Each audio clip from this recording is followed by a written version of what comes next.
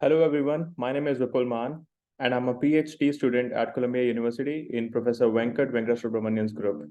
Today I'll talk about our work on developing a new flowsheet representation and generation method called eSFILES that aids in performing intelligent process flowsheet synthesis and design using process knowledge, symbolic AI, and machine learning.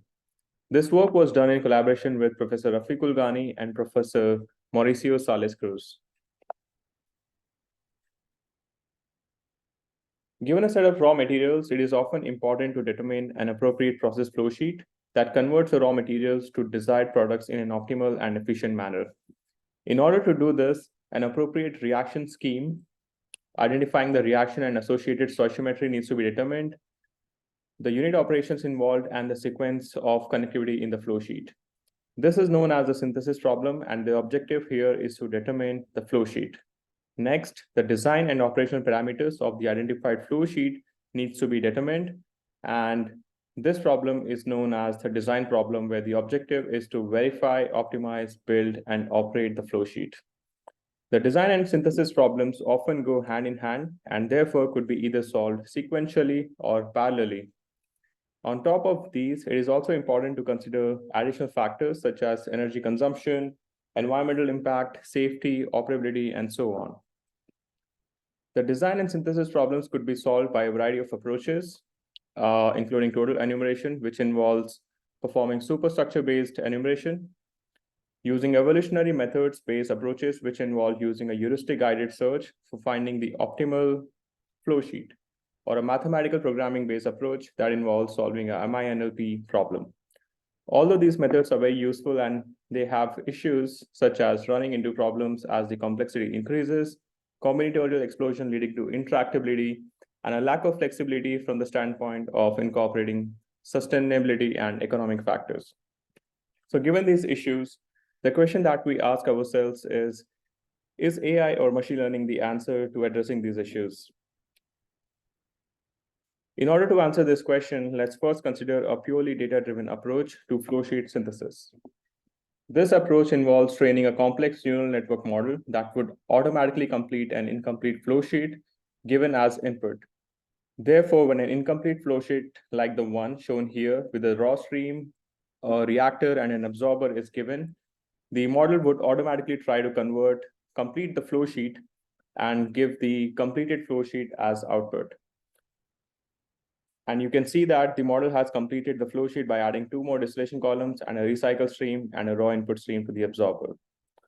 However, when you look at this problem formulation in detail, you see that there are a lot of issues with this. First, let's look at the input to the model. There are several issues with the input. First, we see that the input to the model is an incomplete process flow diagram and not a flow sheet.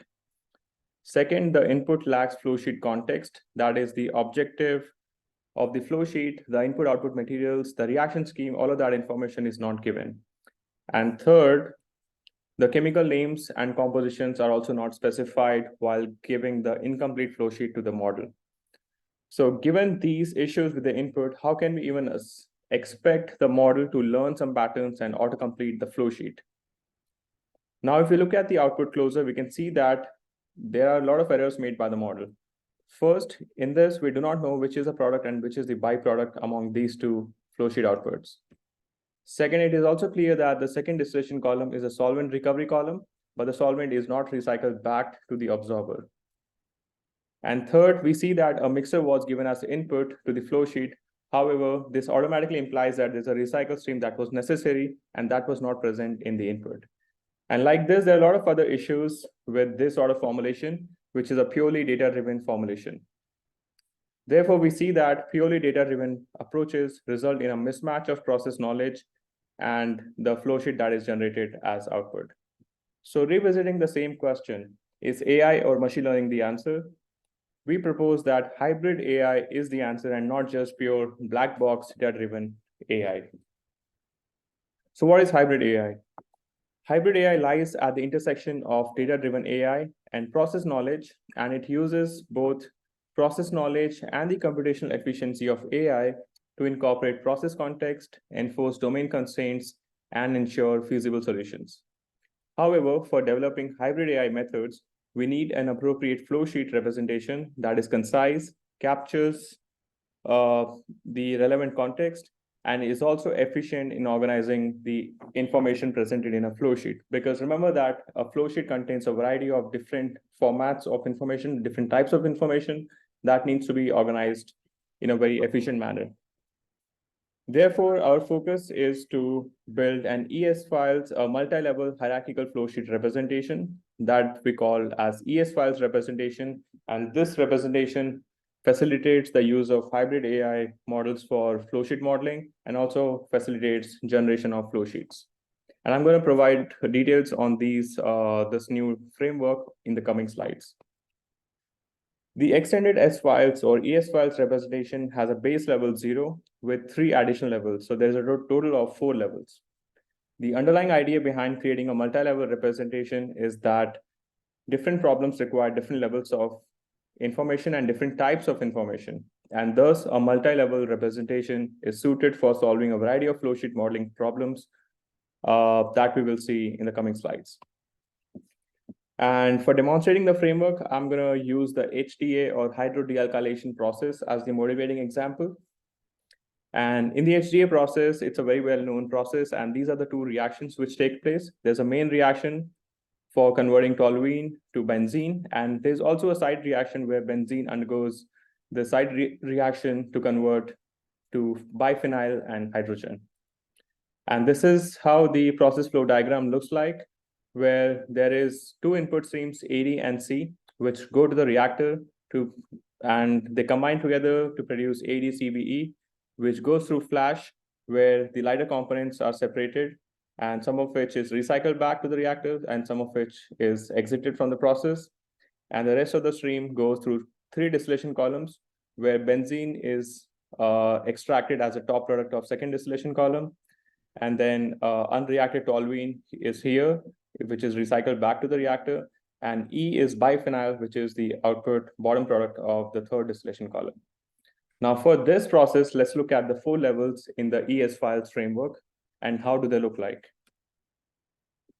The level 0 representation is as follows. So at level 0, we represent process flow sheets using the simplified flowsheet input line entry scheme, or SFILES, which is similar to SMILES representations for molecules. Here, the idea is to represent unit operations as process atoms and represent streams using process bonds. And this is how the purely text-based flowsheet representation for the HDA process looks like.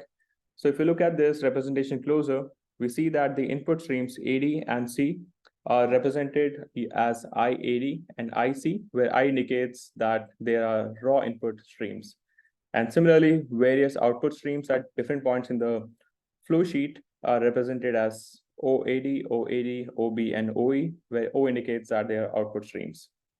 The reactor is represented using the symbol R, followed by the reactant stream, / the product stream. So just by looking at this representation, we see that the input to the reactor is AdCB and the output is AdCBE.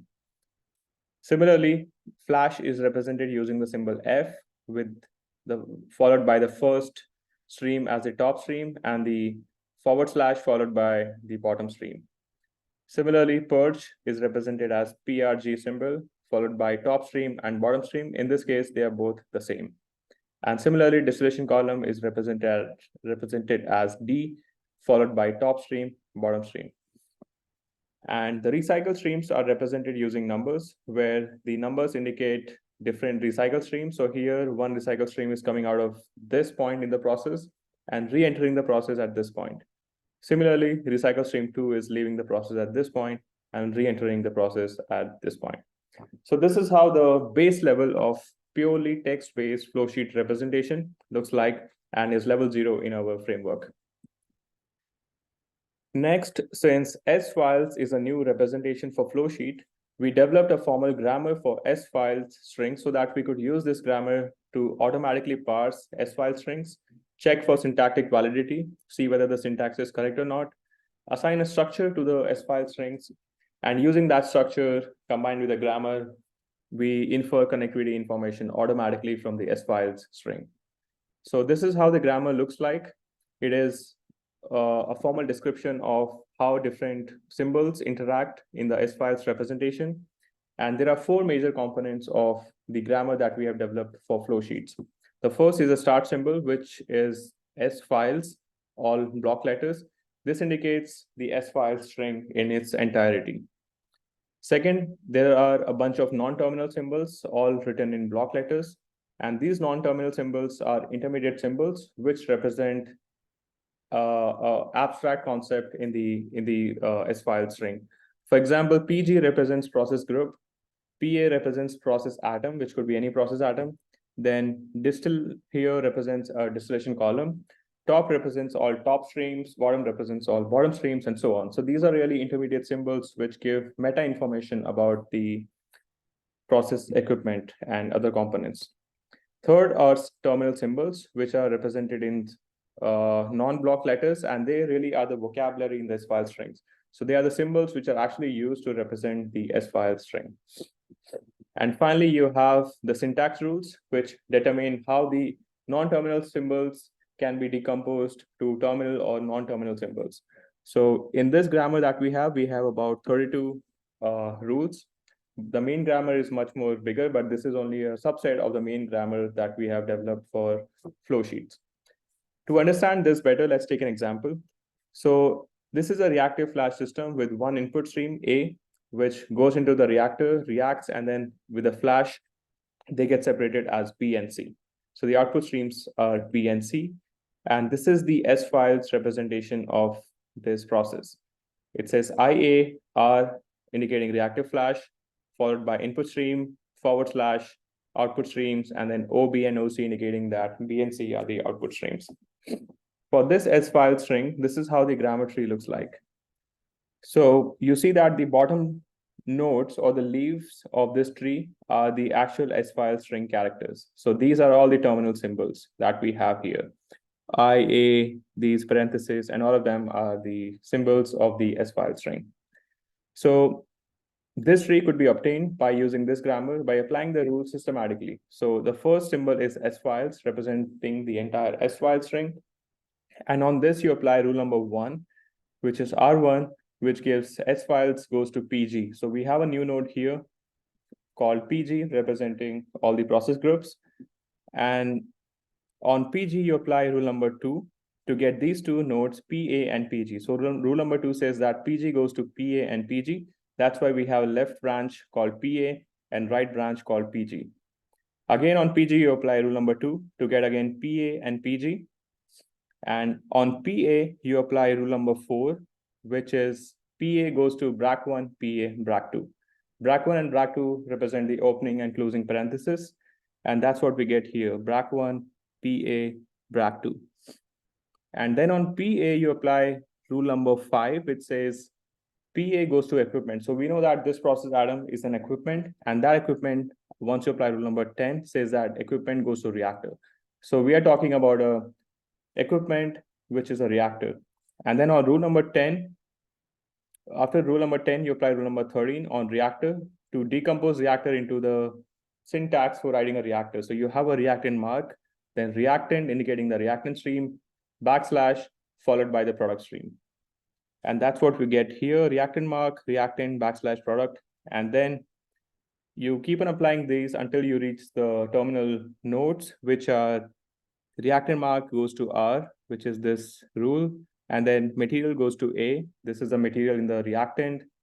Then the materials in the product streams are B and C, which are obtained by applying rule number 22 and 23 and so on. So the idea here, as you can see, is that the grammar rules formalize the SFILES syntax, and using this structure, you know which are the process atoms, which are the reactors, which are the distillation columns, and their connectivity information could also be inferred by using these grammar trees. Okay. So at level 1 now, the flow sheet is represented as a hypergraph, which facilitates the use of a mass balance model. A flowsheet hypergraph is a graph-based numeric representation where streams are represented as nodes and unit operations are represented as hyperedges. Recall that a hyperedge is a generalization of an edge that could connect any number of vertices together instead of just two. So on this left-hand side, you have a directed graph representation where A is connected to C, B is connected to C using a regular edge. Whereas here you have a hyper edge where A, B, and C are connected together using just one hyper edge. So in this representation, this is how the flow sheet looks like. And in this representation, the input streams are shown as blue nodes. The recycled streams are shown as pink nodes. Output streams are shown as yellow or orange nodes. And then the uncolored nodes represent the intermediate streams. And the process atoms or the equipments are shown as hyperedges. So you see that C, AD, and C are the input streams, which go to a reactor, R1, and the output is ADCBE. And this ADCBE goes to a flash represented as F1, and it results as AD as a top product, ADCBE as a bottom product, and then ADCBE goes to a distillation column represented using this hyperedge, where AD is a top product, CBE is a bottom product, and so on. So this flowsheet hypergraph thus allows for a numeric graph-based representation. And this, owing to this graph-based representation, all the graph theoretic algorithms and all the numeric machine learning algorithms could be applied on this graphical object. And this is in addition to visualization that could also be done using these first level or level 1 flowsheet hypergraph representation in the eSFILES framework. At level 2, the flowsheet representation allows for the use of mass and energy balance models. Thus, the representation has both connectivity plus flowsheet context, where the context comprises material and energy balance, reaction stoichiometry, conversion factors, split fraction, divider fraction, and all of these details which are necessary for performing mass and energy balance calculations. So this is how the level 2 representation looks like. So in addition to the hypergraph, you have node edge labels, which capture the contextual information necessary to perform the mass and energy balance calculations. So you see that AD and C nodes now have some annotations indicating MAE, MAD, and MC, which indicate the mass material flow rate for AD and C streams. Similarly, for the reactor, you have X, which is a conversion factor, and alpha, which is the stoichiometric coefficients for reaction happening in the reactor. For the flash, you have separation factor. For distillation column, you have, again, separation factors. For purge, you have a divider fraction and so on. Thus, with the help of such labels or annotations, the flowsheet representation contains all information necessary for performing mass and energy balance calculations. At level 3, the flowsheet representation needs to allow for rigorous simulation models and thus should have all the necessary operational and design information. And remember that a flowsheet that is ready for simulation would have a whole lot of information in different formats. And to organize this huge amount of information, we have developed a process ontology, which has two main classes, operation and design. Operation contains all the operation-related information, and design contains all the design aspects of the given process atom. For example, for a reactor, the reactor type, stoichiometry, conversion factor, and all of that information would be stored as properties or instances of this reactor subclass, which is subclass of design. Similarly, for distillation, you'll have number of trays, and then condenser duty, and all of that information. And similarly for other equipments. And the operation class has subclass saying streams, which contains information on the input stream, the output stream, and then information on the temperature, pressure, and all of that factors about that. And this is how the level 3 representation of the hypergraph, flowsheet hypergraph looks like, which contains all the information about simulation of the flowsheet. And in this case, we see that the flowsheet represented, the level 3 representation is basically the hypergraph with each process atom having an instantiated ontology. So reactor would have an instantiated ontology containing all the extra information necessary about the reactor for it to be simulated. Similarly, you will have an instantiated ontology for the distillation column process atom, and similarly for other process atoms. Therefore, we can say that the ontology is connected to each hyperedge in the flowsheet hypergraph, just like the node edge labels, but in this case, using an ontology to organize the information. Therefore, with all the relevant process details present, the representation is now suitable for performing rigorous process simulations. In summary, the developed eSFILES framework is suitable for flowsheet representation as well as generation. At the bottom level, that is level 0, the flowsheet is represented using a text-based representation, as we saw using the SFILE strings. And this text-based representation is then parsed using a parser to convert that into a flowsheet hypergraph. This flowsheet hypergraph could be sent to a flowsheet generator as a single hypergraph, and the flowsheet generator would give multiple hypergraphs corresponding to different process alternatives for the given flowsheet. The level 1 hypergraph could then be given to a design toolbox with reverse design parameters so that we get the level 2 representation of the flowsheet hypergraph with annotations that could be used for performing simple mass and energy balance calculations. And again, this could be connected to a process simulator where you would provide the simple model parameters and the mass and energy balance calculations would be done automatically by the process simulator 1. The level 2 hypergraph representation of the flow sheet would then be given to a design toolbox to generate the level 3 representation, where you would have now the ontology connected to each process atom containing all the required information that is necessary for performing detailed simulations. And once you have that instantiated ontology-based representation at level 3, that could be given to a process simulator 2 with all the necessary equipment and design operating parameters. And in return, you will get the detailed simulation results updated. So we see that the developed eSFILES framework is not just a representation framework, but also a generation framework for flow sheets. And now that we have a flow sheet representation and generation framework, we could leverage hybrid AI methods to solve a variety of flow sheet related problems using different levels of the eSFILES framework. And this is how the potential solutions and problems associated with those solutions that could be solved using eSFILES framework. So level 0, we have the SFILE strings. The application of SFILE strings is its use in text-based flowsheet representation, flowsheet data storage, sharing, and search.